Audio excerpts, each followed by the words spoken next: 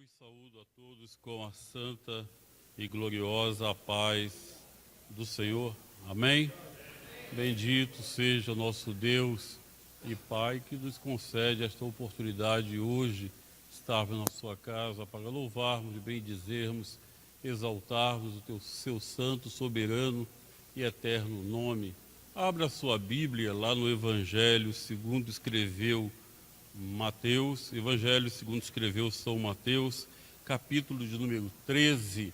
E enquanto você localiza, quero aqui agradecer de todo o coração a oportunidade que nos concede o pastor presidente, pastor Davi Cabral Júnior, em estarmos usando deste momento tão importante que é falar à igreja, neste assunto, nesse tema tão profundo que é o surgimento do movimento pentecostal no Brasil. E hoje nós vamos estar falando sobre missão e comunhão na evangelização do Brasil colonial, e vamos também dar um pulinho ainda lá em Sete Povos das Missões, hoje conhecido como o estado do Rio Grande do Sul. E eu falava ao pastor do prazer que seria estar ouvindo, em especial, o nosso amado pastor Sampaio, que hoje se despede e vai deixar uma grande saudade já desde a primeira vez que eu ouvi este homem de Deus falando, muito tocou o meu coração, me simpatizou. Então ainda que não tenhamos afinidade de laços de intimidade, mas tenho uma profunda admiração, não sei se pelo modo de falar, modo de se expressar, mas algo nos une, e com certeza não é outro a não ser o amor de Cristo Jesus. Amém? Amados, abra então sua Bíblia lá no Evangelho segundo Mateus, você já abriu com certeza. Diz assim o texto, e é um texto muitíssimo conhecido, versos de 1 a 8, que diz assim: Mais tarde, naquele mesmo dia, Jesus saiu de casa e sentou-se à beira-mar. Logo, uma grande multidão se ajuntou ao seu redor. Então ele entrou num barco, sentou-se e ensinou o povo que permanecia na praia. Jesus contou várias parábolas como esta. Um lavrador saiu para semear. Enquanto espalhava a semente pelo campo, algumas caíram à beira do caminho, e as aves vieram e as comeram. Outras sementes caíram em solo rochoso e, não havendo muita terra, germinaram rapidamente, mas as plantas logo murcharam sob o calor do sol e secaram, pois não tinha raízes profundas. Outras sementes caíram entre espinhos que cresceram e sufocaram os brotos. Ainda outras caíram em solo fértil e produziram uma colheita 30, 60 e até 100 vezes maior que a quantidade semeada. Você pode dizer amém? Amados, nós estamos já há algumas terça-feira, culto de ensino, culto de doutrina, trabalhando um tema muito profundo que, a bem da verdade, a maioria das oportunidades ou vezes em que ele é discutido, conversado, trabalhado, se há uma condução de reflexão mais profunda, é feito sempre nos seminários, nos institutos de pós-graduação ou outras escolas. Poucas ou raras vezes é tratado a nível de igreja, embora seja um assunto extremamente importante para o caminhar da igreja, para o crescer espiritualmente, para o crescer em experiência e conhecimento diante de Deus e diante dos homens, acerca daquilo que é feito, acerca daquilo que foi feito, daquilo que continua sendo feito, daquilo que para o futuro ainda será feito, que é a evangelização do Brasil. Amém? O Evangelho do nosso Senhor Jesus Cristo, desde quando foi anunciado pela primeira vez no Brasil, encontrou um solo fértil, assim como descrito na parábola dos solos, a qual nós acabamos de ler. E ela foi apresentada por Jesus, o grande mestre do ensino, o mestre da evangelização, aquele que haveria de ser pregado na cruz do Calvário como oferta do Pai, para que eu e você hoje estivéssemos aqui. E Jesus disse, muito profundamente, muito propriamente, que a semente daqueles dias, ela caiu em boa terra e deu fruto, 1 a 100, outro a 60, outro a 30.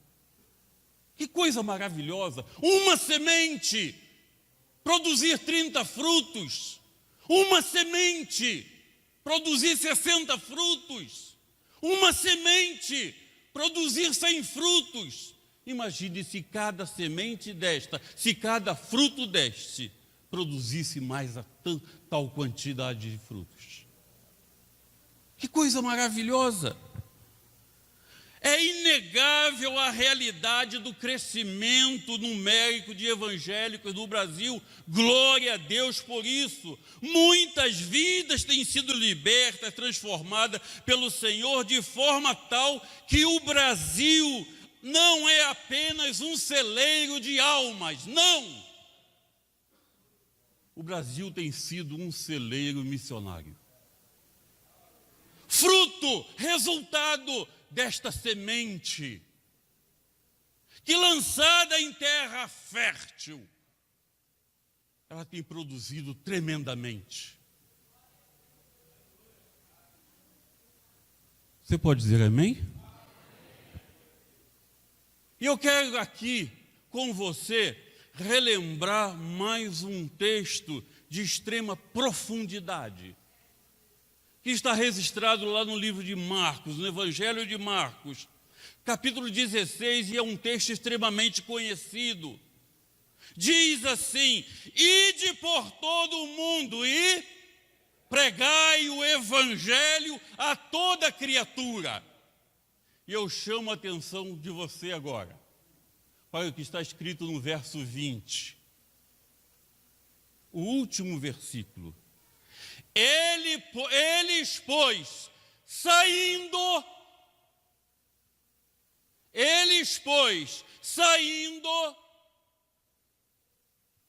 você entende como é complexo e profundo a necessidade do ir, a necessidade do deixar o conforto, deixar a zona de conforto,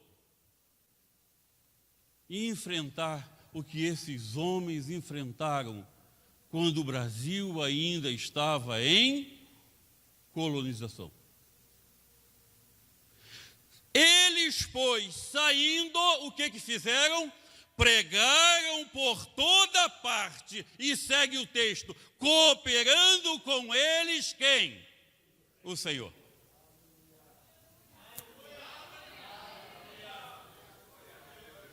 Ei, para o chamamento especial, nós temos uma companhia divina, divinamente especial.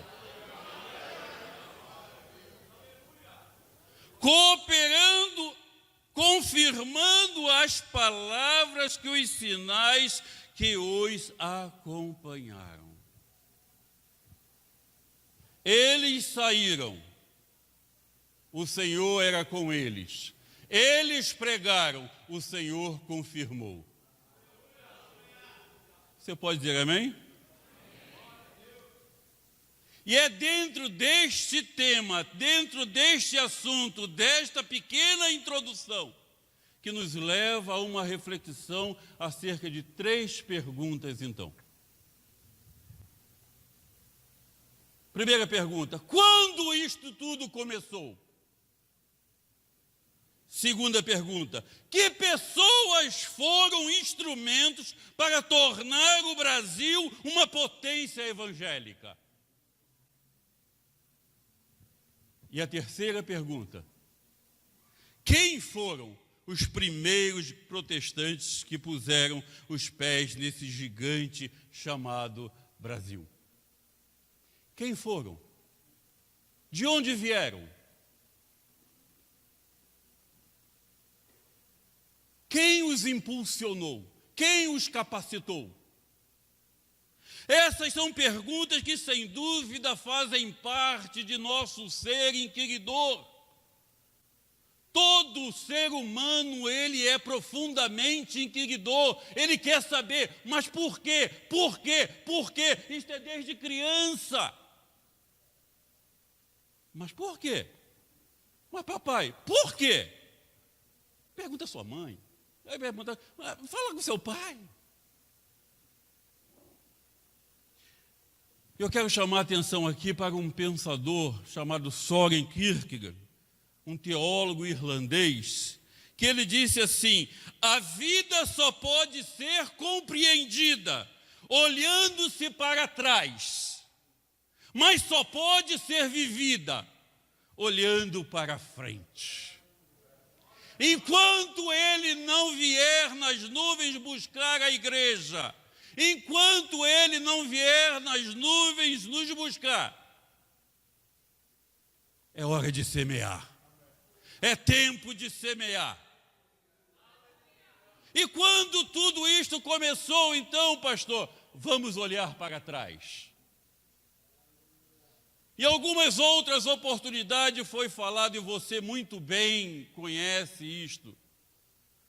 Desde os bancos escolares, o Brasil foi descoberto em 1500, a sua colonização só começou definitivamente a partir de 1532. Durante esse período, era um período de tomar posse, de se apropriar da terra. Enquanto isso, estavam sendo realizadas atividades, sim, mas a necessidade, no coração de Deus havia já uma chama que ardia para com o Brasil. O Brasil era, sim, embora habitado tão somente pelos nativos, indevidamente chamados de índios, mas eram almas, ali estava um celeiro de almas que eram carentes de salvação. E lá na Europa, na mesma época, está acontecendo um movimento chamado Reforma Protestante, e este movimento chamado Reforma Protestante, ele fez com que nas asas da Bíblia, que agora estava sendo distribuída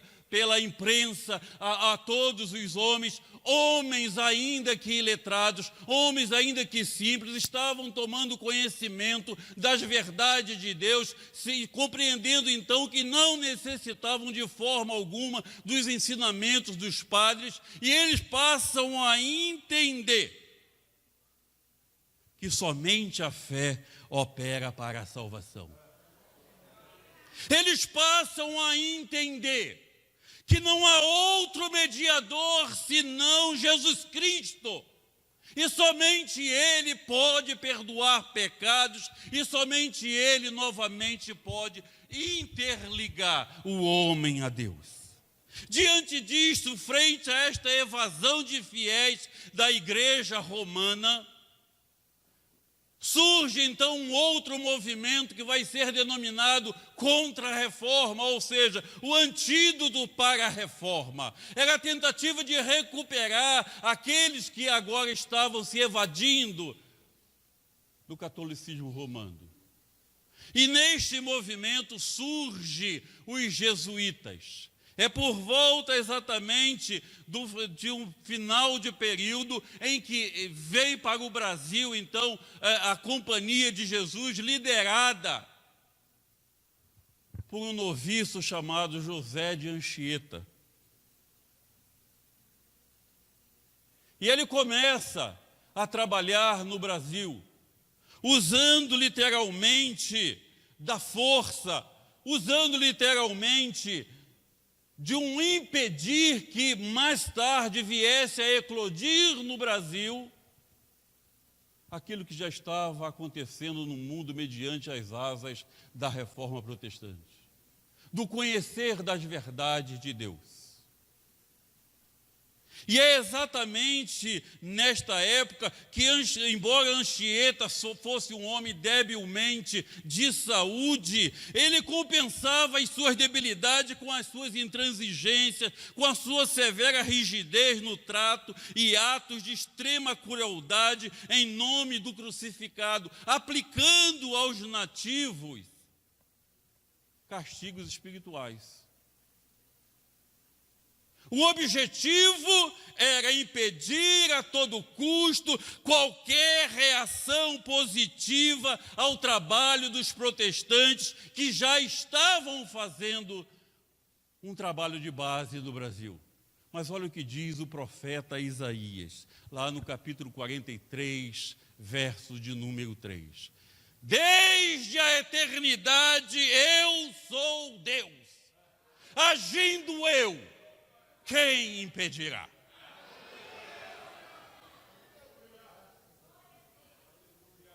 Esta chama começa não apenas tão somente a arder no coração daqueles que habitavam o Brasil, mas esta chama, ela começa como que uma pequena fagulha se lastrando, atingindo a todos. E olha o que diz Jó no capítulo 42, verso de número 2. Bem sei eu que tudo podes, e que nenhum dos teus propósitos pode ser impedido. No coração de Deus já havia um Brasil celeiro missionário. No coração de Deus não apenas ardia a chama pela salvação de almas, mas ardia a chama de tirar missionários para levar a outras nações.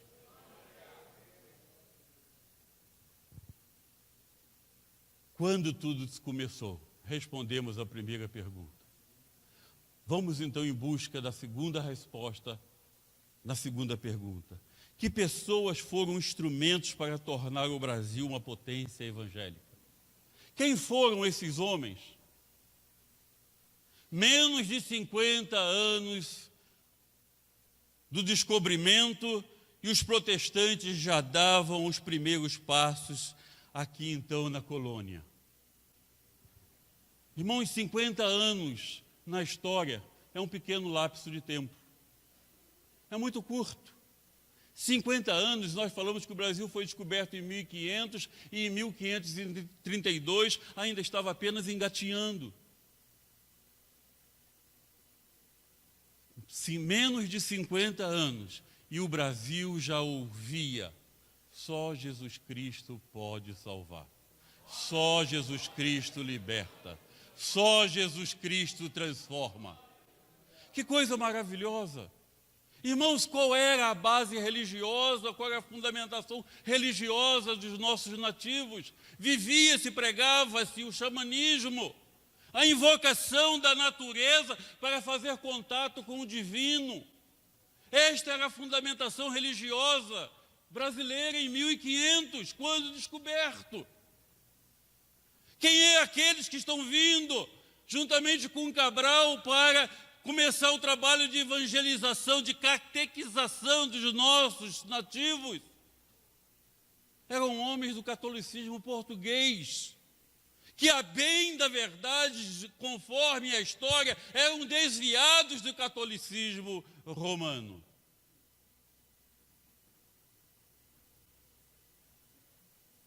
Menos de 50 anos depois do descobrimento, a chama está crescendo. Não venceram facilmente, claro que não. Não venceram facilmente. A seara era grande. Eram poucos os ceifeiros. Muitos morreram pela causa do Senhor. A boa semente foi regada com lágrimas, com muito suor, com sangue. Mas eles tornaram-se testemunhas do olhar de Deus sobre o Brasil, vendo coisas tremendas acontecendo. Eram homens que aqui chegaram e que nunca tiveram a oportunidade, como eu e você, em sentar em bancos estofados. Eram homens que, a bem da verdade, nunca tiveram vestimentas tão confortáveis como a nossa. A cultura era outra, estavam vindo de um lugar totalmente diferente. Mas olha o que diz o Salmo 126. Os que semeiam com lágrimas, colherão com gritos de alegria. Choram enquanto lançam a semente, mas cantam alegremente quando vem a colheita. Lança uma semente, colhe 30. Lança uma semente, colhe 100. Lança uma semente, colhe 100. E naquele dia haverão de se apresentar diante do Cordeiro, com as mãos, com os molhos cheios. Senhor, eis aqui aqueles que tu me deste.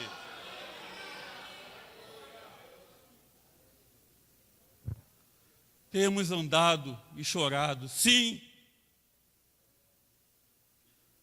Tenho certeza, pastor César, cadê? Não está aqui? Como é desconfortável sair daqui, centro de Resende, lá em Vargem Grande. Como é desconfortável sair daqui, lá naquelas fazendas tão distantes, para dizer, olha, Jesus salva, Jesus cura, Jesus liberta. Temos andado e chorado, mas voltaremos um dia, trazendo os frutos para apresentar ao Cordeiro, dando glórias a Deus, porque grandes coisas tem feito o Senhor por nós, e por isso nós estamos alegres. Não deixe de semear. Está difícil, continue semeando. Não é hora de parar. É hora de seguir andando e chorando. É hora de seguir andando e chorando. Não deixe de semear mesmo quando está difícil. Lance a semente em todas as terras. Uma semente, talvez aquela que menos promete. Aquela que você diz assim, isso não vai dar em nada. Mas ela há de germinar. Ela há de germinar. Não dê ouvidos àqueles que dizem que a terra é árida, que você é incapaz, o povo nunca muda, o problema é grande demais, o sol é forte, o vento está chegando. Antes, lance a semente, porque o Senhor da seara haverá de fazê-la germinar, e a seu tempo ela haverá de frutificar. Conta a história, entre muitas aventuras, conta-se o caso de um marujo artilheiro convertido ao protestantismo, e que era contado entre os fiéis que aqui estavam, e que durante o seu cativeiro em posse dos tupinambás, que eram nativos canibais, antropofagista, né? Aquele que come carne humana.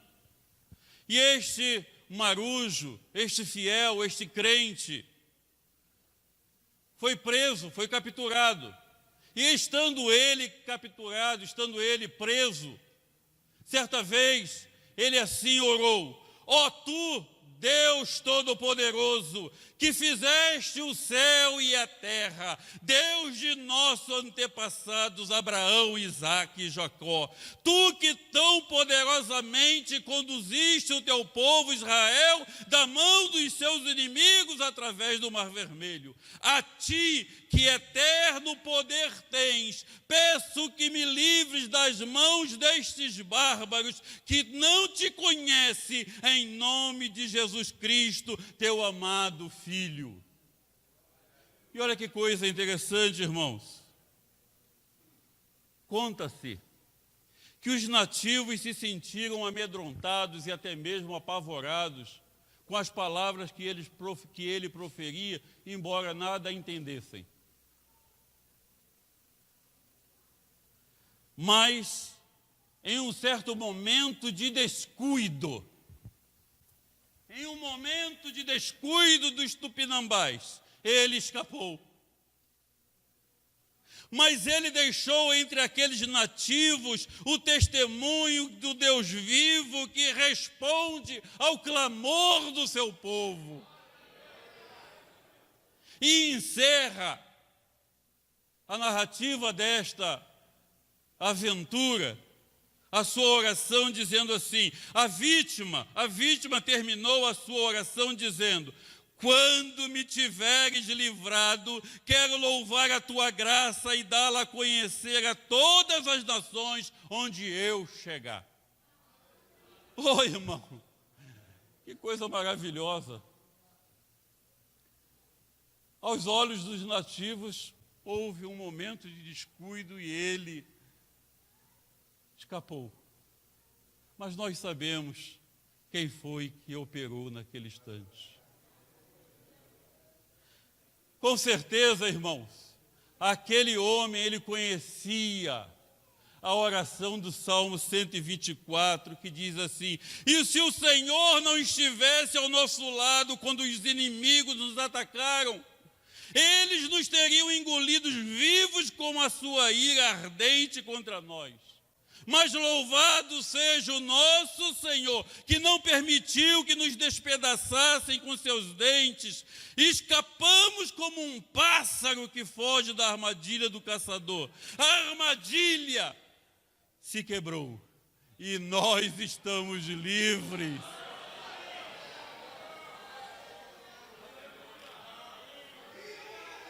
Há um cuidado de Deus sobre a minha, sobre a sua, sobre a nossa vida. Há um cuidado de Deus sobre a vida de todo aquele que crê e confia no Todo-Poderoso. Há um cuidado na vida daquele que crê que 1000 pode cair ao teu lado e 10.000 à tua direita, e você não será atingido.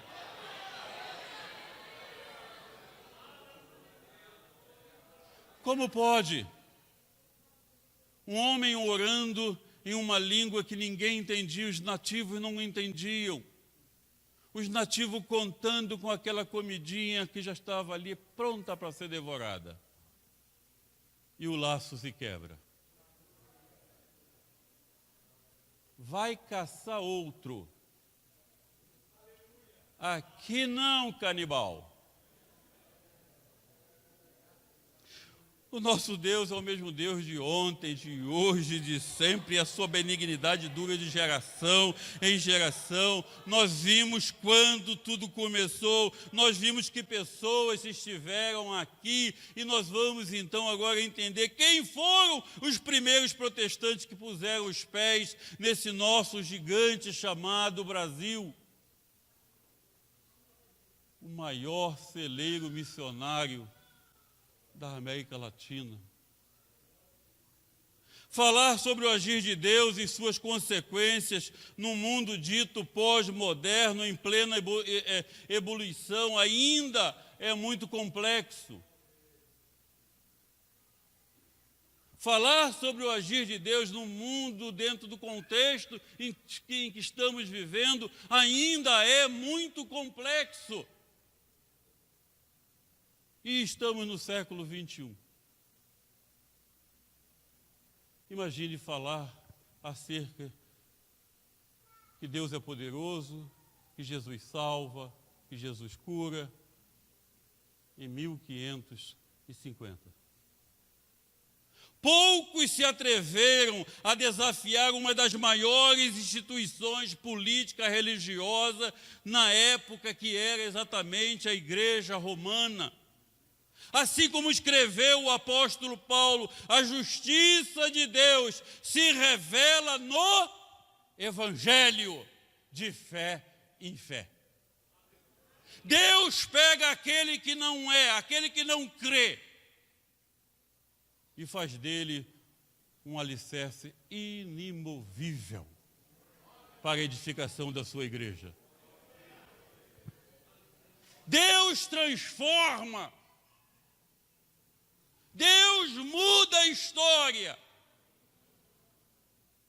Deus esmiuça a pedra do coração duro. Essa é a forma que histórias de fé de homens como estes têm inspirado outro ao longo dos anos, desde 1550, em nosso território. O Brasil estava nascendo, mas a chama do Evangelho já ardia em nossas terras, liderados por homens que em tempos inóspitos, irmãos, imagine, hoje alguém chega para você e diz assim: estou grávida. Já corre ali no Summer, já faz uma ultrassonografia e já começa a arrumar o quarto, vai ser rosa. Não, o quarto vai ser azul, é menino. Agora você imagina, quando uma correspondência era colocada em um barco, quando este chegava lá do outro lado, já se passaram quase que um ano. Até que vira a resposta. Imagina. Homens em tempos inóspitos aqui desembarcaram, como o reverendo Pierre Riquier e Guilhot Chartier, homens que largaram a sua terra para vir aqui pregar a um povo, a nativos que nada conheciam da sua língua, que em nada entendiam acerca da sua Bíblia. Mas esses homens estão aqui pregando e ensinando que Jesus salva. Mais tarde, os homens se instalaram no Recife. 22 igrejas nasceram no Recife, na época do Brasil colônia, e conta a história que entre um dos seus frequentadores assíduos estava Maurício de Nassau. Igrejas surgiram em outros estados, hoje conhecidos da federação, como o Ceará, por exemplo.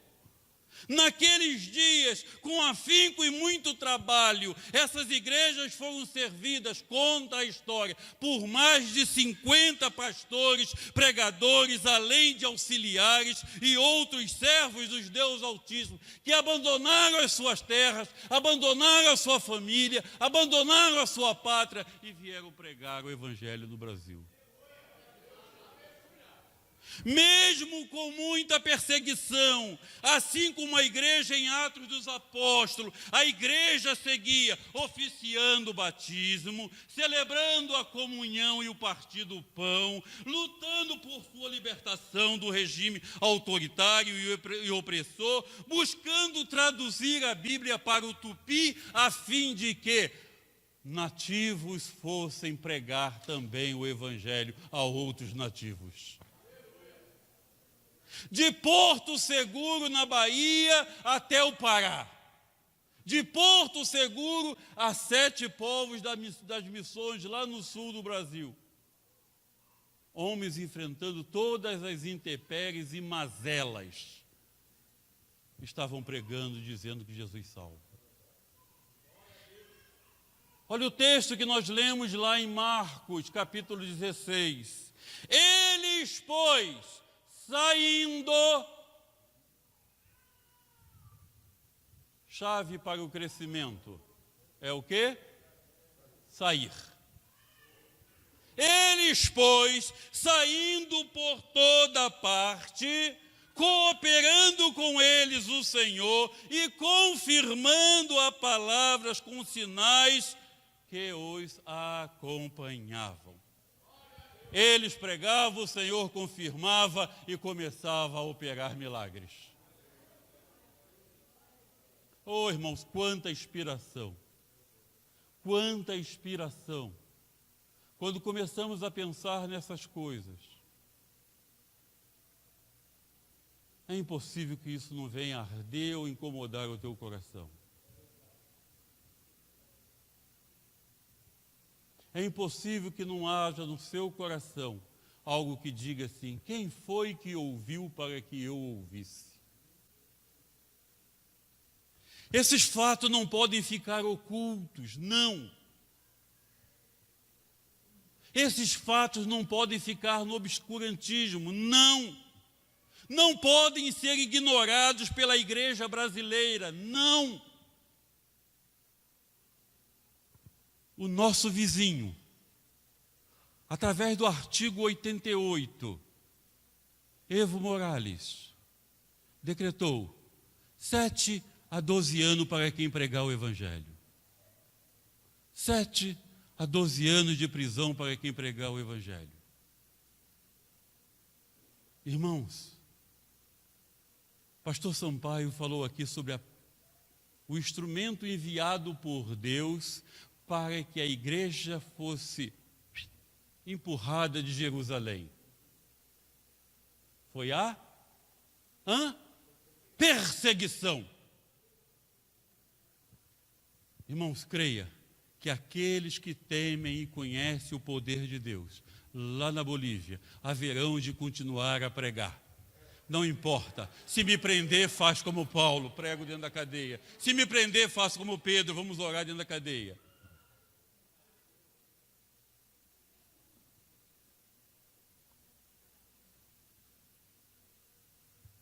Vamos deixar que a história nos influencie nossa vida e que o passado se repita. Vamos deixar que a história se projete e se intensifique na ação missionária da igreja. Que a verdade nos inspire, nos mova e nos motive. A história não é o túmulo do passado, não. A história não é o depositário de coisas velhas, não. A história não é o depositário de coisas que caiu e estão fora de moda, não. A história é o alicerce a partir do qual construímos o nosso futuro. Nós olhamos para trás, vimos o que homens fizeram em prol do nosso país, para que eu e você hoje estivesse aqui, e que isto nos impulsione a olhar para frente, olhar para o futuro. Portanto, olhe para o futuro e creia. Se eles vieram e pagaram o seu preço, nós podemos ir e pagar o nosso. Que Deus, no seu Santo Espírito, nos incomode e que a chama de missões continue ardendo em nosso coração para a honra e glória do nosso Deus. Amém.